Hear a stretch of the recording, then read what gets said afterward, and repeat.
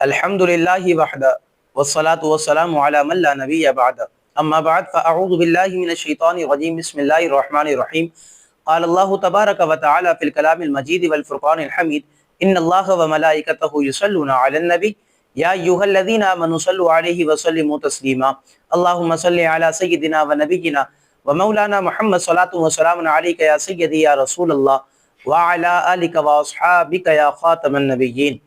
अल्लाह तबारक व तआला की हम्द व सना के बाद नबी अकरम नूर मुजस्सम शफ़ी मुअज़्ज़म आका नबी करीम अलैहि अफ़दलुस सलाती व तस्लीम की बारगाह खैरुल अनाम में हदिया दुरूद पेश कर लेने के बाद दुआ अल्लाह तबारक व तआला हम तमाम को कुरान मजीद फ़ुरक़ान हमीद का नूर कामिल नसीब फरमाए।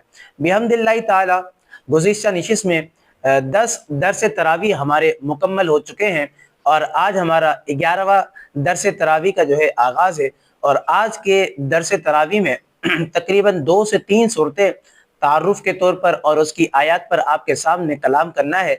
अपनी तवज्जो रखिएगा ताकि मेरी गुफ्तगू जितनी भी है आपके सामने आपको सारी बातें जो है वो समझ में आ जाएं अच्छे अंदाज में। अल्लाह तबारक व तआला हम तमाम को इल्म दीन को सीखने की तौफीक नसीब फरमाए। सबसे पहले हमको आगाज़ करना है सूरह रात का। सूरह रात का तारुफ क्या है? याद रखें, मुफस्सिरीन इकराम इरशाद फरमाते कि सूरह रात मक्की सूरत है और हज़रत अब्दुल्ला बिन अब्बास रज़ियल्लाहु ताला अन्हु की एक रिवायत मौजूद है।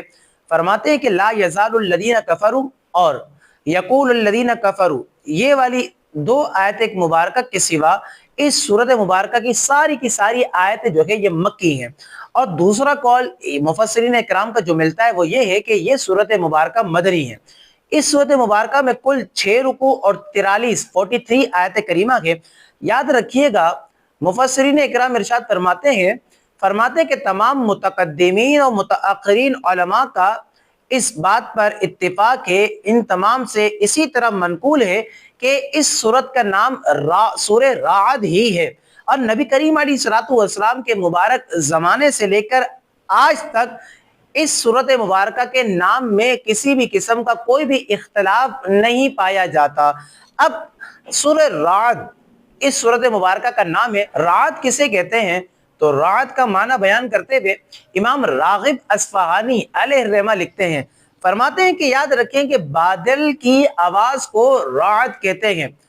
आगे मजीद फरमाते हैं कि बाज़ मुफस्सिरीन इरशाद फरमाते हैं कि बादल को हाँकने पर मामूर एक फरिश्ता है कि जो फरिश्ता जो है बादलों को हाँकता है और उस फरिश्ते का नाम जो है ये राअद है। अब कहते हैं कि चूंकि इस सूरत मुबारक की आयत नंबर 13 में इस जो है राअद का जिक्र किया गया है, इसी मुनासिबत से जो है इस सूरत मुबारक का नाम जो है वो राअद रखा गया।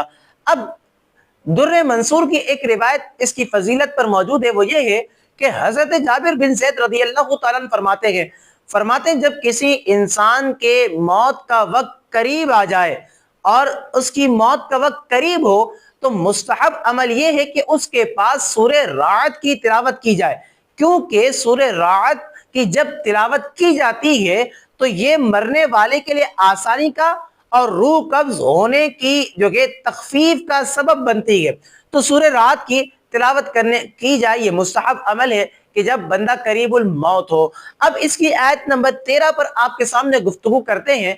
रब्बुल आलमीन जल्ल वाला ने अपने मुबारक कलाम में इरशाद फरमाया कि वल्लज़ीना सबरू इब्तिग़ाअ वजहि रब्बिहिम व अक़ामुस सलाता व अनफ़क़ू मिम्मा रज़क़नाहुम सिर्रन व अलानियतन व यदरऊना बिल हसनति सय्यिआ उलाइका लहुम उक़बद्दार। ये पूरी आयत एक मुबारक आपके सामने पढ़ी, सिर्फ आयत के एक मखसूस हिस्से पर गुफ्तगू करके चंद बातें अहम नुकात आपके सामने पेश करना चाहता हूँ। रब्बुल आलमीन जल्ल वाला ने इस सूरत मुबारक की आयत नंबर 22 में जो इरशाद फरमाया कि वल्लज़ीना सबरू इब्तिग़ाअ वजहि रब्बिहिम, रब्बुल आलमीन जल्ल वाला ने फरमाया कि और जिन्होंने अपने रब की रिजा को तलब करने के लिए सब्र किया, रब की रिजा को तलब करने के लिए, रब की रिजा को हासिल करने के लिए जिन्होंने सब्र किया, ये जो है अल्लाह रब्बुल आलमीन जल्ल वाला ने इरशाद फरमाया। और फिर यहाँ पे याद रखें सब्र के भी मरातिब हैं। यहाँ पर अल्लामा सावी अलैहिर्रहमा फरमाते हैं कि सब्र के 3 मर्तबे हुआ करते हैं। सब्र का पहला मर्तबा तो ये है कि गुनाह से सब्र करना, यानी गुनाह से बचना। صبر کا دوسرا مرتبہ علامہ صاحب فرماتے ہیں نیکیوں پر صبر کرنا، یعنی کہ اپنی طاقت کے مطابق ہمیشہ نیک عمل کرنا۔ اور صبر کا تیسرا مرتبہ علامہ ساوی علیہ رحمہ فرماتے ہیں کہ صبر کا تیسرا مرتبہ یہ ہے کہ مصیبتوں پر صبر کرنا۔ یہ صبر کے 3 مرتبے علامہ ساوی علیہ رحمہ نے جو کہ ارشاد فرمائے۔ یاد رکھیے گا ان تمام میں سے اعلیٰ مرتبہ کون سا ہے؟ پھر یہاں پر علماء کرام نے اس بات کو لکھا، فرماتے ہیں کہ ان تمام مراتب میں سے صبر کا سب سے اعلیٰ مرتبہ تو یہ ہے کہ بندہ شہوت یعنی کہ نفسانی خواہشات سے صبر کرے اور اللہ تبارک و تعالیٰ کی رضا کو طلب کرنے کے لیے جو ہے وہ صبر کرتا چلا جائے۔ اور یہ صبر اولیاء اور صدیقین کا مرتبہ ہے۔ تو یہ صبر کے 3 مرتبے کے جو علامہ ساوی علیہ رحمہ نے لکھے، ہمیں یہ چاہیے کہ ہم ان صبر کے مرتبوں کو جو ہے اپنی زندگی میں نافذ کریں، یعنی کہ گناہوں سے بچیں، کیونکہ یہ بھی صبر ہے۔ نیکیوں پر صبر کریں، یعنی حسب توفیق استطاعت طاقت جتنی ہے اس کے مطابق جو ہے یہ نیکیاں کرے، یہ بھی صبر کا مرتبہ ہے اور یہ بھی ہمیں کرنا چاہیے۔ اور جو صبر کا تیسرا جو مرتبہ فرمایا، مصیبتوں پر صبر کرنا، لوگوں میں جا کر جو ہے یہ ڈنڈورا نہیں پیٹنا، لوگوں کو جا کر یہ نہیں بتلانا کہ یہ مصیبت آ گئی، یہ آزمائش آ گئی، یہ جو ہے پریشانی آ گئی۔ اگر بتا دیا تو پھر صبر کائیں کو ہوا؟ اگر بتا دیا تو صبر کیسے ہوا؟ تو لہٰذا ہمیشہ بندے کو چاہیے کہ رب کی رضا کو حاصل کرنے کے لیے، رب کی رضا کو طلب کرنے کے لیے ہمیشہ جو ہے وہ صبر کرتا چلا جائے۔ اور یاد رکھیں صبر بھی پھر 2 قسم کا ہوتا ہے۔ ایک صبر تو وہ ہوتا ہے کہ جو مذموم ہو، اور دوسرا صبر کون سا ہوتا ہے؟ دوسرا صبر وہ ہوتا ہے جو قابل تعریف ہو۔ تو یاد رکھیں صبر کرنے والے لوگ فضیلت والے لوگ ہوتے ہیں، صبر کرنے والے لوگ اعلیٰ مرتبے والے لوگ ہوتے ہیں۔ اور یاد رکھیں جب بندہ صبر کرتا ہے تو رب کا قرآن خود کہتا ہے نا، فرماتا ہے رب تعالیٰ کہ ان اللہ مع الصابرین، کہ اللہ تبارک و تعالیٰ تو صبر کرنے والوں کے ساتھ ہے۔ تو بے شک جو بندہ اللہ کی رضا کو طلب کرنے کے لیے، اللہ کی رضا کو حاصل کرنے کے لیے صبر کرتا ہے تو اللہ تبارک و تعالیٰ ایسے بندے کو پھر اس کا بدلہ جنت عطا فرماتا ہے۔ ایسے بندے کو اللہ تبارک و تعالیٰ پھر جنت میں داخلہ عطا فرمائے گا۔ تو لہٰذا صبر کو اپنی زندگی میں ہم تمام کو نافذ کرنا چاہیے۔ جب بندہ صبر کرنے والا بن جاتا ہے تو اللہ تبارک و تعالیٰ کثیر خیر اس کے دامن میں، اس کی جولی میں بر دیا کرتا ہے۔ اب اس سورۃ مبارکہ کی آیت نمبر جو ہے وہ 32 ہے۔ رب کا قرآن کہتا ہے وَلَقَدِ اسْتُهْزِئَ بِرُسُلٍ مِّن قَبْلِكَ فَأَمْلَيْتُ لِلَّذِينَ كَفَرُوا ثُمَّ أَخَذْتُهُمْ فَكَيْفَ كَانَ عِقَابِ۔ رب العالمین جل وعلا نے ارشاد فرمایا کہ بے شک آپ سے پہلے رسولوں کا مذاق اڑایا گیا تو میں نے کافروں کو ڈھیل دی، پھر میں نے انہیں پکڑ لیا تو میرا عذاب کیسا تھا۔ یہ رب العالمین جل وعلا نے ارشاد فرمایا۔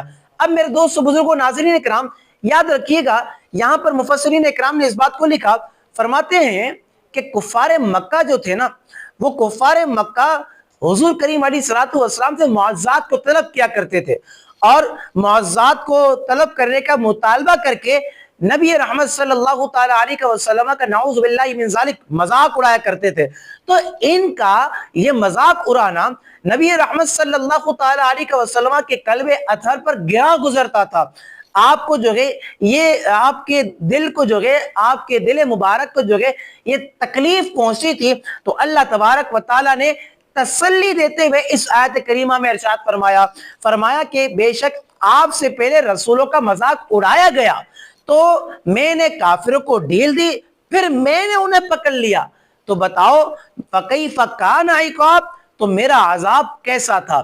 تو یہ آیت کریمہ نبی رحمت صلی اللہ تعالی علیہ وسلم نے، یہ آیت کریمہ اللہ تبارک و تعالیٰ نے حضور کریم علیہ الصلوۃ والسلام کو تسلی کے طور پر جو ہے وہ ارشاد فرمائی۔ اس آیت مبارکہ میں جو کلام فرمایا وہ تسلی کے طور پر ارشاد فرمایا۔ اب یہاں پر علامہ اسماعیل حقیر رحمۃ اللہ تعالی علیہ نے اس آیت مبارکہ کے تحت اس بات کو لکھا۔ آپ فرماتے ہیں کہ اس آیت سے معلوم ہوتا ہے، وَلَقَدِ اسْتُهْزِئَ والی آیت نمبر 32 سورہ رعد، اس آیت سے معلوم ہوتا ہے کہ انبیاء اور اولیاء کا مذاق اڑانا یہ بدبختی ہے۔ اللہ تبارک و تعالیٰ کے نیک بندوں کا مذاق اڑانا یہ بدبختی کی علامت ہے۔ اللہ کے نبیوں کا مذاق اڑانا یہ بدبختی کی علامت ہے۔ اور یاد رکھیے گا ہم پر تو یہ لازم ہے کہ ہم اولیاء اللہ کے قصیدے پڑھیں، ہمارے لیے تو یہ ضروری ہے کہ ہم نبی کی شان کو بیان کریں، ہم اولیاء اللہ کی شان کو گھٹانے والے نہ بنیں، ہم ان کی کرامتوں پر اعتراض کرنے والے نہ بنیں، نبی کریم علیہ الصلوۃ والسلام اور دیگر انبیاء کے معجزات پر اعتراض کرنے والے نہ بنیں، بلکہ اگر ہمیں مستند روایات سے یہ بات معلوم ہو جاتی ہے کہ فلاں جو ہے یہ ہمارے نبی کا معجزہ ہے، سر تسلیم خم کریں، فلاں چیز جو ہے فلاں جو ہے ولی کی کرامت ہے، سر تسلیم خم کریں اور اس کو مانیں، اس کو دل سے اس کا اقرار کریں اور اولیاء اللہ سے دشمنی نہ رکھیں، ان کا مذاق نہ اڑائیں، ان کی کرامتوں کا مذاق نہ اڑائیں۔ یاد رکھیے گا حدیث قدسی کا مفہوم ہے کہ اللہ تبارک و تعالیٰ نے ارشاد فرمایا، حضور فرماتے ہیں کہ اللہ تبارک و تعالیٰ نے ارشاد فرمایا کہ جس نے میرے کسی ولی کی توہین کی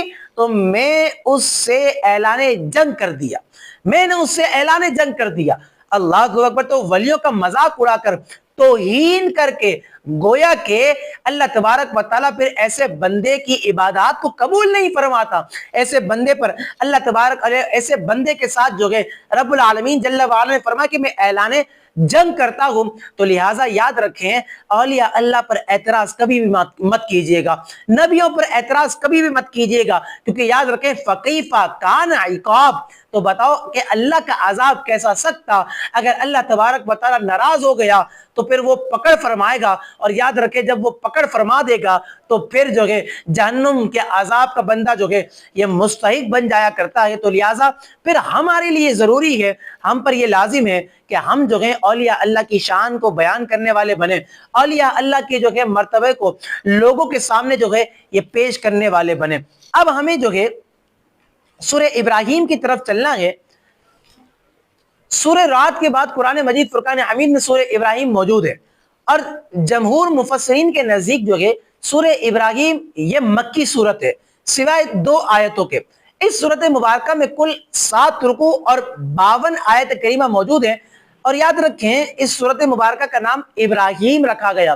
اس کی وجہ کیا ہے؟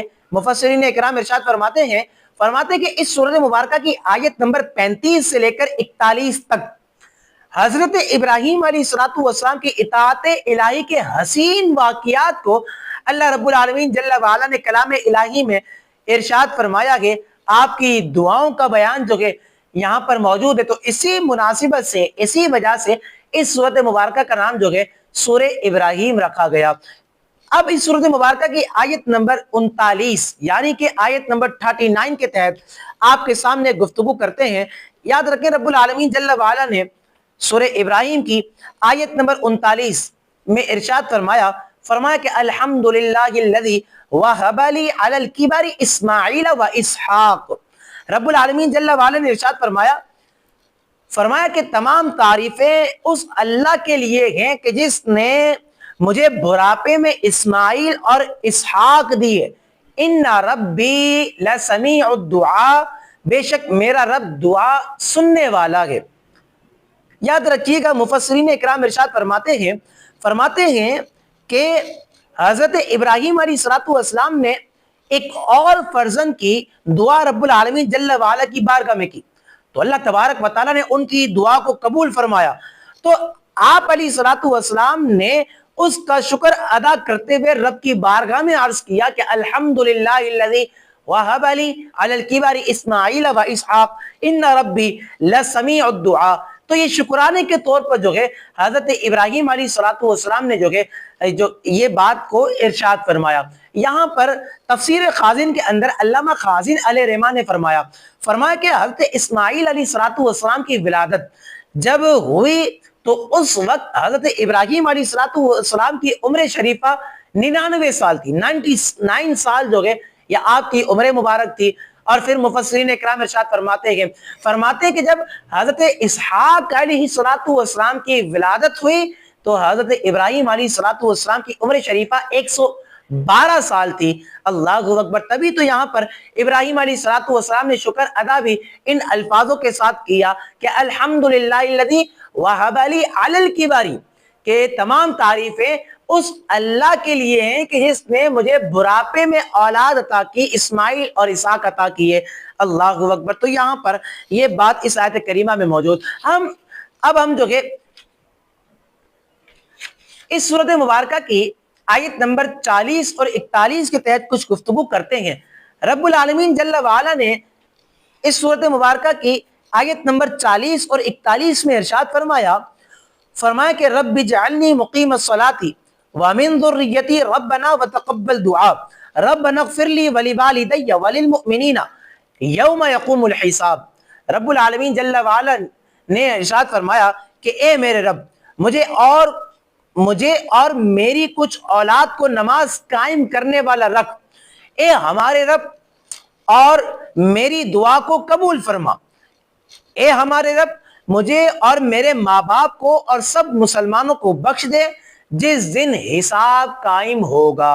رب اجعلنی، یہ تو دعائے معصورہ میں سے بھی ہے، اور اس دعا کو نماز کے بعد بھی بطور دعا جو ہے یہ پڑھا جاتا ہے۔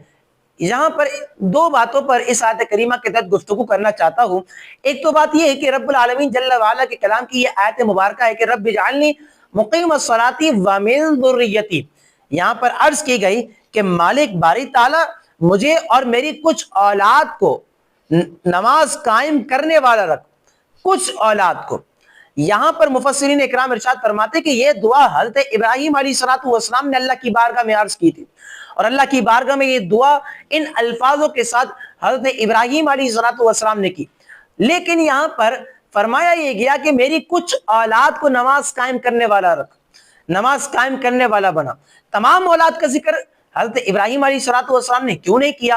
تمام اولاد کے لیے دعا حضرت ابراہیم علیہ السلام نے کیوں نہیں کی؟ یہاں پر مفسرین اکرام ارشاد فرماتے کہ حضرت ابراہیم علیہ السلام کو چونکہ بعض افراد کے متعلق اللہ تبارک و تعالیٰ کے بتانے سے معلوم ہو چکا تھا کہ وہ کافر ہوں گے، اسی لیے تو آپ نے بعض کے لیے دعا نہ مانگی اور کچھ کے لیے جو ہے اللہ تبارک و تعالیٰ کی بارگاہ میں دعا کو عرض کیا، نماز کی پابندی کے لیے دعا کی، نماز کی حفاظت کے لیے دعا رب العالمین جل وعلا کی بارگاہ میں پیش کی۔ اور یہاں پر اسی دعا میں اللہ تبارک و تعالیٰ کی بارگاہ میں والدین کے لیے بھی جو ہے عرض یہ حضرت ابراہیم علیہ السلام نے اللہ کی بارگاہ میں کی کہ رب اجعلنی مقیم الصلاۃ ومن ذریتی ربنا وتقبل دعاء ربنا اغفر لی ولوالدی، یہ بھی جو ہے حضرت ابراہیم علیہ السلام نے اللہ کی بارگاہ میں کی۔ تو یہاں پر یاد رکھیے گا والدین کی جو مغفرت کی دعا رب العالمین جل وعلا کی بارگاہ میں حضرت ابراہیم نے کی، تو یہ والدین ان کے حقیقی والدین مراد ہیں۔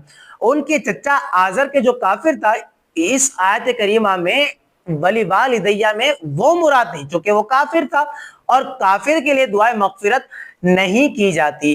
اب یہاں پر مزید جو ہے ایک اور سیکھنے اور سکھانے کے متعلق ایک بہت ہی اہم ترین بات ہے، چونکہ اس آیت کریمہ میں دعا کے متعلق ہے تو دعا کے آداب بھی آپ کو اور مجھے آنے چاہیے، اور اس آیت کریمہ کے تحت مفسرین اکرام نے جو ہے دعا کے آداب کو بھی لکھا۔ دعا کے آداب کیا ہیں؟ یاد رکھیے گا، دعا جب بھی کی جائے تو اپنی ذات سے شروع کرے، ماں باپ کو دعا میں شامل رکھے، ہر مسلمان کے حق میں دعائے خیر کرے، آخرت کی دعا ضرور مانگے، صرف اور صرف دنیاوی حاجات، دنیا کی حاجات پر قناعت نہ کرے۔ یہ مختصر دعا کے آداب ہیں کہ جب بندہ ان آداب کو جو ہے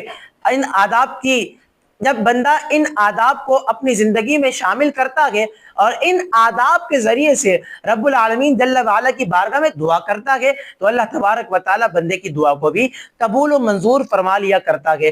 اب آگے سورۃ مبارکہ جو ہمیں آج کے ہمارے درس میں شامل ہے وہ سورۃ مبارکہ ہے سورہ حجر۔ یاد رکھیے گا، مفسرین اکرام ارشاد فرماتے ہیں کہ یہ سورۃ مبارکہ مکی سورت ہے، اور اس سورۃ مبارکہ میں کل 6 رکوع اور 99 آیت کریمہ موجود۔ اب اس سورۃ مبارکہ کا نام جو ہے حجر ہے، اور حجر کس کو کہتے ہیں؟ یہاں پر مفسرین اکرام ارشاد فرماتے ہیں کہ مدینہ منورہ اور شام کے درمیان ایک وادی ہے کہ جس کا نام جو ہے یہ حجر ہے، اور اس سورۃ مبارکہ کی آیت نمبر 80 سے لے کر 84 تک، آیت نمبر 80 سے لے کر آیت نمبر 84 تک اس وادی میں رہنے والی قوم سمود کا واقعہ رب العالمین جل وعلا نے جو کہ وہ بیان کیا ہے۔ بس یہی مناسبت ہے یہی وجہ ہے کہ اس صورت مبارکہ کا نام جو کہ سورہ حجر رکھا گیا۔ اب اس صورت مبارکہ کی آیت نمبر 9 کے تحت آپ کے سامنے گفتگو کرتے ہیں۔ رب العالمین جل وعلا نے ارشاد فرمایا کہ انا نحن نزلنا الذکر وانا لہ لحافظون، فرمایا کہ بے شک ہم نے اس قرآن کو نازل کیا اور بے شک ہم خود اس کی حفاظت کرنے والے ہیں۔ یاد رکھیے گا میرے دوست بزرگوں ناظرین اکرام، اللہ تبارک و تعالیٰ کی جو ہے ایک کتاب توریت ہے، زبور ہے، انجیل ہے اور قرآن مجید فرقان حمید، پچھلی تمام تر جتنی بھی کتابیں تھیں ان کی حفاظت کی ذمہ داری جو ہے ان کی قوموں کی سپرد تھی، جبکہ رہی بات قرآن مجید کی تو قرآن مجید فرقان حمید کی ذمہ داری، حفاظت کی ذمہ داری رب العالمین جل وعلا نے جو ہے اپنی طرف منسوخ کی۔ گزشتہ جو قومیں تھی ان پر جو کتابیں نازل ہوئی، ان پر جو کلام نازل ہوا، انہوں نے اس میں تحریف کر دی، تبدیلی کر دی۔ اللہ اکبر، چونکہ ذمہ داری حفاظت کی ان کے سپرد تھی، اب قرآن کی حفاظت کی ذمہ داری رب العالمین جل وعلا نے اپنی طرف منسوخ کی۔ تو یاد رکھیں قرآن میں کسی بھی حرف کی تبدیلی کوئی شخص بھی نہیں کر سکتا، کسی بھی آیت کی تبدیلی کوئی بھی نہیں کر سکتا، کسی بھی سورت کی تبدیلی کوئی بھی نہیں کر سکتا، کسی بھی پارے کی تبدیلی کوئی بھی نہیں کر سکتا، چونکہ رب کا قرآن خود کہتا ہے نا کہ انا نحن نزلنا الذکر وانا لہ لحافظون، کہ بے شک ہم نے اس ذکر کو نازل کیا گئے اور ہم ہی اس کی حفاظت کرنے والے ہیں۔ تو یاد رکھیں جس کتاب کی حفاظت کرنے والا اللہ رب العالمین جل وعلا خود ہو تو یاد رکھیں پھر اس کتاب میں تبدیلی کوئی شخص بھی نہیں کر سکتا، کوئی ایری چوٹی کا زور ہی کیوں نہ لگا دے، لیکن پھر بھی وہ جو ہے قرآن مجید فرقان حمید میں تحریف کوئی نہیں کر سکتا، تبدیلی کوئی نہیں کر سکتا، زیادتی کوئی نہیں کر سکتا، کمی کوئی نہیں کر سکتا۔ اللہ اکبر، کیونکہ یہ عظیم کتاب ہے، اللہ پاک نے یہ عظیم کتاب نازل کی ہے تو عظیم رسول یعنی کہ محمد مصطفیٰ کریم علیہ الصلوۃ والسلام پر نازل کی۔ اللہ اکبر، یاد رکھیے گا قرآن کریم کی حفاظت یہ کئی طرح سے ہے، قرآن کریم کی حفاظت یہ کئی اعتبار سے ہے۔ مفسرین اکرام ارشاد فرماتے ہیں قرآن کریم کو اللہ رب العالمین جل وعلا نے معزز بنایا کہ یہ بشر کا کلام نہیں، تو جب بشر کا کلام نہیں تو اس میں مل ہی نہیں سکتا۔ مزید فرماتے ہیں کہ اس کو معارضے اور مقابلے سے اللہ رب العالمین جل وعلا نے محفوظ فرما دیا اور اس کی مثل کوئی بھی کلام بنانے پر قادر ہی نہیں۔ یہاں پر پہلے سپارے میں یہ موجود آیت مبارکہ ہے نا کہ وَإِن كُنتُمْ فِي رَيْبٍ مِّمَّا نَزَّلْنَا عَلَىٰ عَبْدِنَا فَأْتُوا بِسُورَةٍ مِّن مِّثْلِهِ، اگر تمہیں اس قرآن میں کوئی شک ہو کہ جس کو ہم نے اپنے بندے پر نازل کیا، اگر تمہیں شک ہو فَأْتُوا بِسُورَةٍ مِّن مِّثْلِهِ تو اس قرآن کی مثل کوئی سورت لے آؤ۔ اللہ اکبر، فَإِن لَّمْ تَفْعَلُوا وَلَن تَفْعَلُوا، یہاں پر رب العالمین جل وعلا نے خود فرمایا کہ تم ایسا نہیں کر سکو گے، تم ایسا نہیں کر سکتے اور تم ہرگز ایسا نہیں کر سکو گے۔ تو یاد رکھیے گا حفاظت کی ذمہ داری قرآن کی یہ عرش کے مالک کے سپرد ہے، تو کوئی بھی تبدیلی، کوئی بھی تعریف، کوئی بھی زیادتی، کوئی بھی کمی نہیں کر سکتا۔ قرآن کے 30 پارے ہیں، قرآن میں 114 سورتیں ہیں، قرآن میں ایک روایت کے مطابق 540 رکوع ہے، تو جناب والا کوئی آ کر یہ نہیں کہہ سکتا کہ جناب دیکھو قرآن میں 40 پارے ہیں، جناب دیکھو قرآن میں فلاں سورت بھی ہے، جناب دیکھو قرآن میں فلاں آیت بھی ہے۔ تو لہٰذا یہ کوئی بھی شخص کہہ ہی نہیں سکتا، کیونکہ حفاظت کرنے والا عرش کا مالک خود ہے۔ جب عرش کا مالک اس کتاب کی حفاظت کرنے والا ہے تو تحریف بھی نہیں ہو سکتی، تبدیلی بھی نہیں ہو سکتی، زیادتی بھی نہیں ہو سکتی اور کمی بھی نہیں ہو سکتی۔ تو یاد رکھیں آیت نمبر 9 ہمیں بتاتی ہے کہ انا نحن نزلنا الذکر وانا لہ لحافظون، کہ اللہ رب العالمین جل وعلا نے فرمایا کہ ہم نے اس کتاب کو نازل کیا اور ہم ہی اس کی حفاظت کرنے والے ہیں۔ اب اس سورۃ مبارکہ کی صرف آخری آیت پر آپ کے سامنے گفتگو کرتے ہیں۔ آیت نمبر 53 رب العالمین جل وعلا نے ارشاد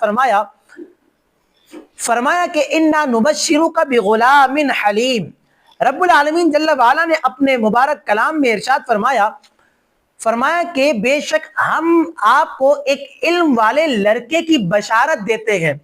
یہاں پر یہ بات ارشاد فرمائی، اور علم والے لڑکے سے کیا مراد ہے؟ مفسرین اکرام نے ارشاد فرمایا، اور تفسیر خازن کے اندر علامہ خازن علیہ الرحمہ نے لکھا کہ علم والے لڑکے سے مراد حضرت اسحاق علیہ السلام ہے۔ اب یہاں پر یاد رکھیں، میں آپ کو ایک عقیدے کی بات سمجھانا چاہتا ہوں، آپ کو ایک نظریہ سمجھانا چاہتا ہوں، ایک آپ کو قرآن کے ذریعے سے بات سمجھانا اور بتلانا چاہتا ہوں وہ کون سی ہے؟ دیکھو رب کا قرآن کیا کہتا ہے، کہتا کہ انا نبشرک بغلام حلیم، بے شک ہم آپ کو ایک علم والے لڑکے کی بشارت دیتے ہیں، اور علم والے لڑکے سے مراد حضرت اسحاق علیہ السلام ہے، اور یہ بشارت فرشتے دے رہے ہیں۔ اللہ اکبر۔ تو یاد رکھیے گا کہ اللہ کے بتانے سے فرشتوں کو معلوم تھا کہ حضرت ابراہیم علیہ السلام کے ہاں بیٹا ہوگا، اور وہ بھی علم والا ہوگا، اور وہ بھی نبی بنیں گے۔ اللہ اکبر۔ تو اللہ کے بتانے سے فرشتوں کو معلوم ہوا، اور فرشتوں نے حضرت ابراہیم کو خوشخبری دی، فرشتوں نے حضرت ابراہیم علیہ السلام کو بشارت دی۔ تو یہاں سے معلوم یہ ہوتا ہے کہ اللہ تعالیٰ اپنے مقبول بندوں میں سے جسے بھی چاہے غیب کا علم عطا فرما دیتا ہے، جسے بھی چاہے اللہ تبارک و تعالیٰ غیب کا علم جو ہے وہ عطا فرما دیتا ہے۔ فرشتوں کو بھی عطا کیا، اور اپنے نیک بندوں کو بھی عطا کیا، اور اپنے نبیوں کو بھی عطا کیا۔ یہ اللہ تبارک و تعالیٰ نے عطا کیا، تو لہٰذا ان کا علم عطا ہی ہوا۔ اور رہی بات رب العالمین جل وعلا کے علم کی، تو اللہ تبارک و تعالیٰ کا علم تو جو ہے وہ ذاتی ہے، اس کا علم ازلی ہے، اس کا علم ابدی ہے۔ یہی مخلوق اور خالق کے علم میں فرق ہے، اسے ہمیں سمجھنا چاہیے، اس پر ہمیں غور کرنا چاہیے۔ جب ہم غور کریں گے، سمجھیں گے، تو انشاءاللہ تبارک و تعالیٰ سارے عقیدے ہمارے درست ہو جائیں گے، سارے نظریے ہمارے درست ہو جائیں گے۔ اسی پر آج کی گفتگو کا ہم اختتام کرتے ہیں۔ اللہ تبارک و تعالیٰ آپ کا اور ہمارا حامی و ناصر ہو۔ وآخر دعوانا ان الحمد للہ رب العالمین۔